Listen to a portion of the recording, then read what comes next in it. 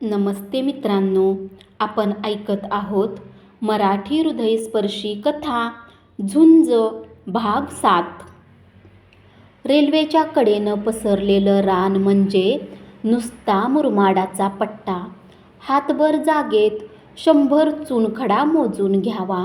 शाळेचं बांधकाम चाललं तवा रोजची 500 पोरं चुनखडी वेचायला यायची. आमच्या गावाचं काय घेऊन बसलाय? थेट शिरंब्यापासून चुनखडी न्यायला माणसं यायची. आमचा तिथं 4.25 एकराचा पट्टा होता. त्या जमिनीला आम्ही मुरमाडाची जमीन असं म्हणायचो.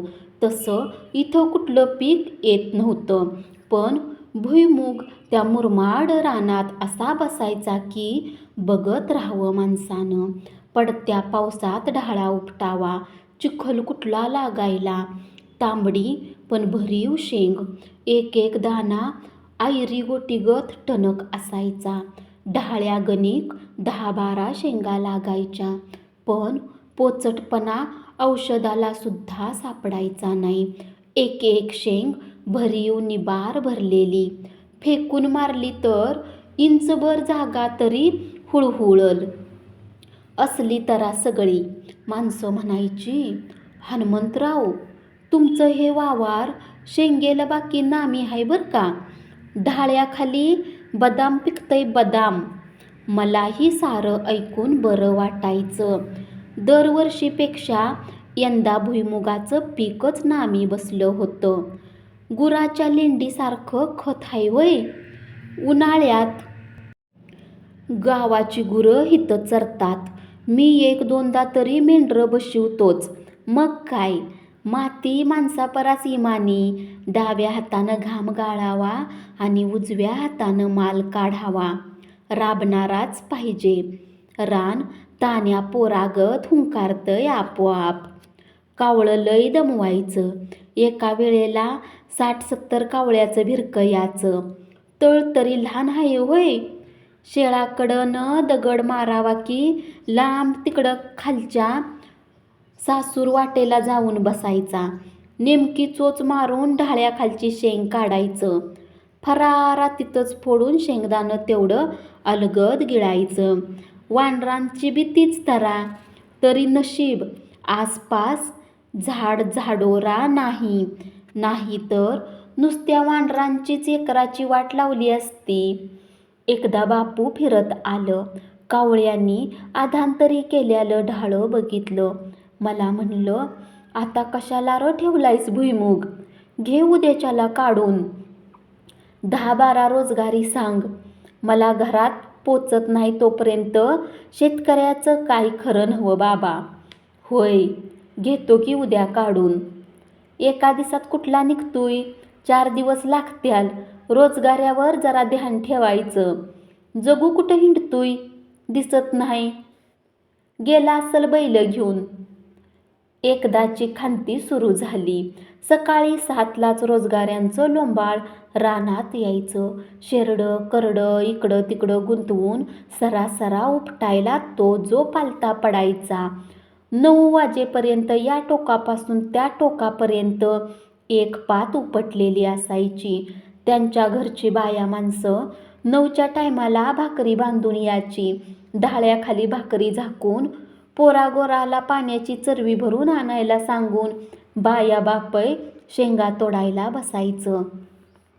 मग काय, कुत्रं मागं लागल्यावानी ज्याची त्याची ओरबडायची घाई. कचा शेंगा तोडून पोतं भरायची. सारं काम शेंगा खात चाललेलं. रानही भुसभुशीत. शेंग तुटती कशाला? चाळायचं कामच नाही. 2 दिवस झालं हेच काम चाललं होतं. मी रोज सकाळी 7-8ला यायचो. सरळ दिवस मावळायच्या टिपणाला 13-14वी वाटा करूनच माघारी वळायचो. सारा बारदाना खाली काढायचा, बाजाला हाताखाली घ्यायचा, सारी पोती भरायची आणि यायचं घराकडं. आजसुद्धा लवकर आलो होतो. बैल बांधाला रिकामी गाडी जुपण्यासकट तिथंच सोडली होती. त्यात रिकामी पोत्यांची वळकटी ठेवली होती. एकदा रानातनं चक्कर मारली, रोजगारी मोजली, काल तोडल्यालं ढाळं नीट उलटंपालटं करून बघितलं. रोजगारी गरीब, पण स्वभाव वाईटच. प्रामाणिकपणा कसला तो राहिलाच नाही. ढाळ्यात शेंगा लपवायची, पायलीची पिशवी मातीत पुरून ठेवायची, केव्हा तरी पहाटे येऊन घेऊन जायची. वाईट सवय. आपण तरी कुणाकुणाकडं ध्यान द्यायचं. मालक जरा इकडं तिकडं गेला की टोपलंभर शेंगाची वाट. घावलं एखादं टोपलं की सटकायचंच त्याला. मी निबार चोपायचो. मूठभर सुद्धा शेंगा न देता परत पाठवायचो. कितीही दया दाखवा, माणसं वाकडी ती वाकडीच. महादू माझ्या मागोमाग फिरत होता. त्याला म्हणलं, कशाला उन्हातानाचं मागं हिंडतोयस? तिकडं लिंबाखाली जाऊन बस. महादू नुसता हसला. हातातली छडी नाचवीत पुन्हा मान वळवत मोहरं निघाला. मी एकदा खालच्या तुकड्यात जाऊन पुन्हा उलटा वळलो. रोजगाऱ्यांना सूचना देत होतो. एखादं दुसरं वाक्य फेकीत सरळ रोळाकडं आलो.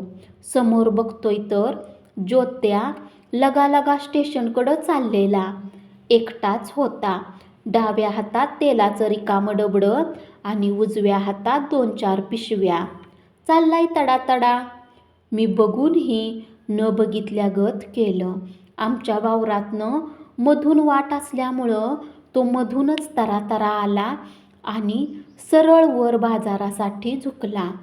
टाळक्यावरचा टॉवेल सांभाळीत गेला तडातडा.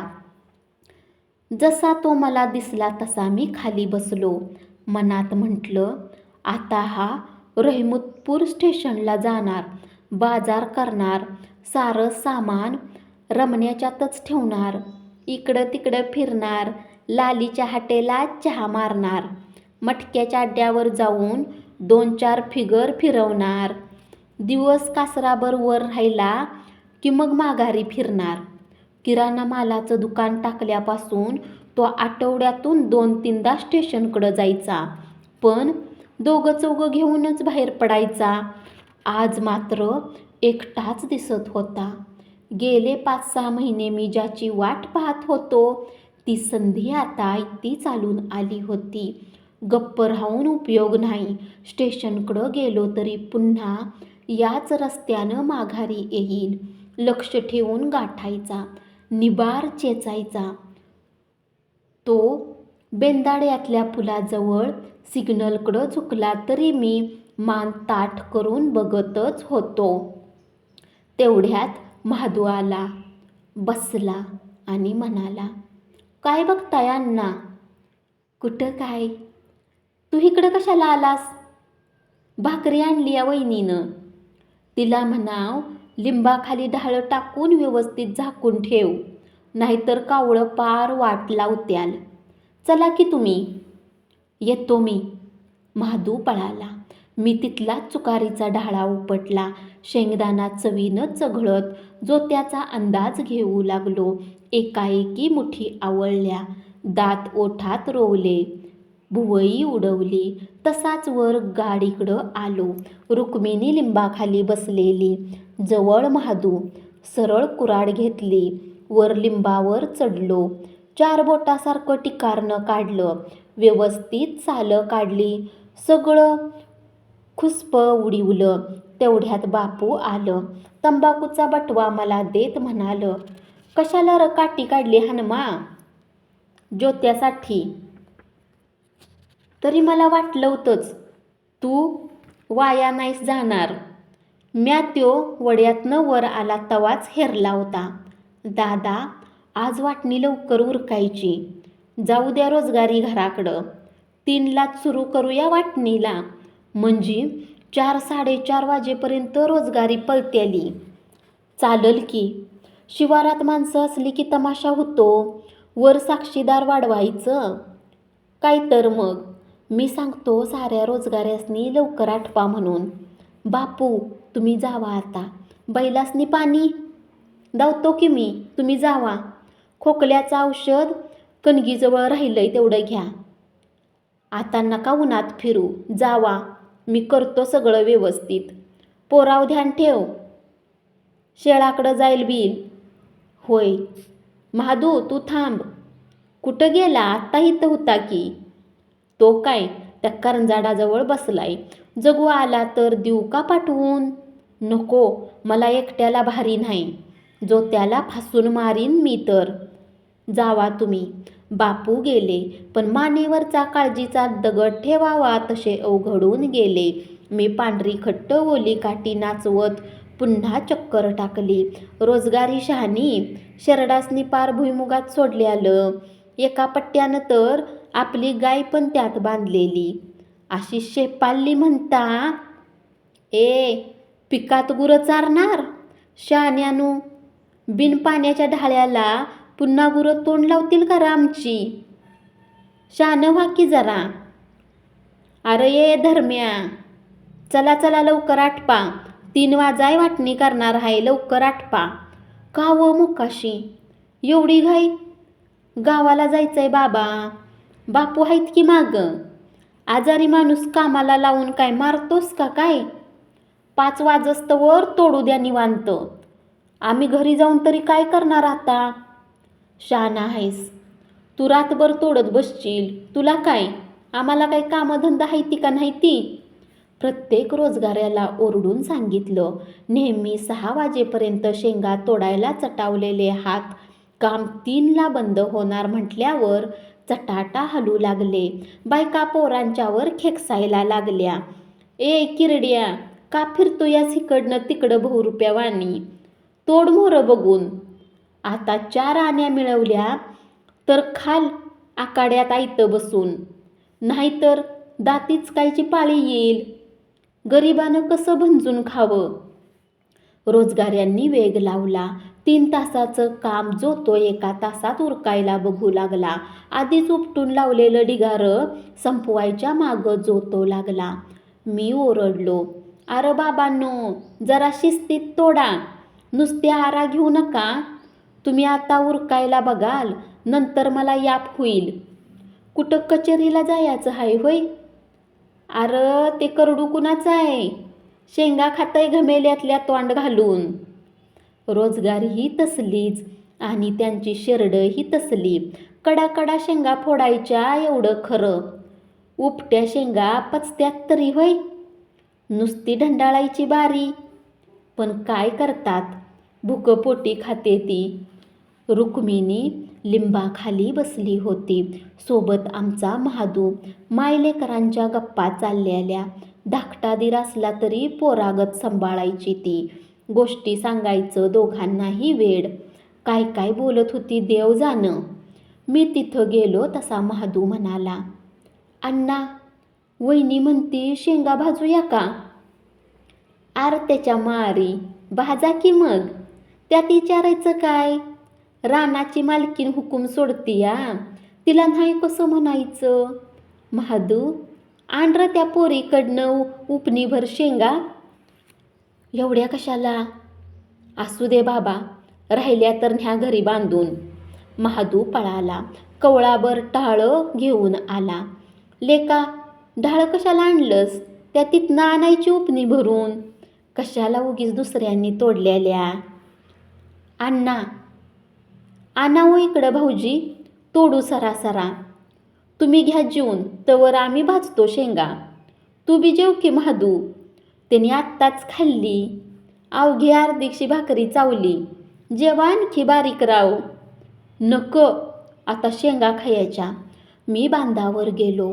चांगलं कवळाभर वाळकं गवत आणलं. बोराटीचं 2 ढाणं पडलं होतं, तेही आणलं. खाली बोराटीचा फास ठेवून वर चगळ गवत पसरलं.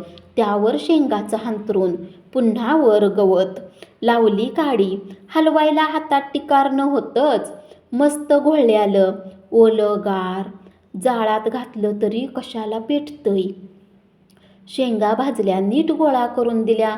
मग जेवायला बसलो. शेंगा खात गप्पा मारत जेवण सुरू. रुक्मिणीचं सारं काम आटोपशीर. चिमणीनं शेंग खावी तशी नाजूक हातानं एक शेंग फोडायची. तोंड न उघडता झाकल्या तोंडानं चगळायची. जेवण असं मस्त केलं होतं. वांग्याची भाजी, नुसता लाल भडक कट. एका डिचकीत दही, जवसाची चटणी, कांदा, त्यात तोंडी लावायला भाजक्या शेंगा. वा, असा ताव मारला म्हणता कुत्र्याला टाकायला सुद्धा तुकडा शिल्लक राहिला नाही. वर झाडावर एक कावळा बसला होता. चांगला खोडापातूर उतरला होता. मन घालत तिथंच बसून ओरडत होता. फडकं झाडलं तसा पळाला.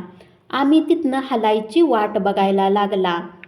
गड्याची कण आणि कण वेचून खायची तयारी. महादून भिरकावला दगड तसा पळाला.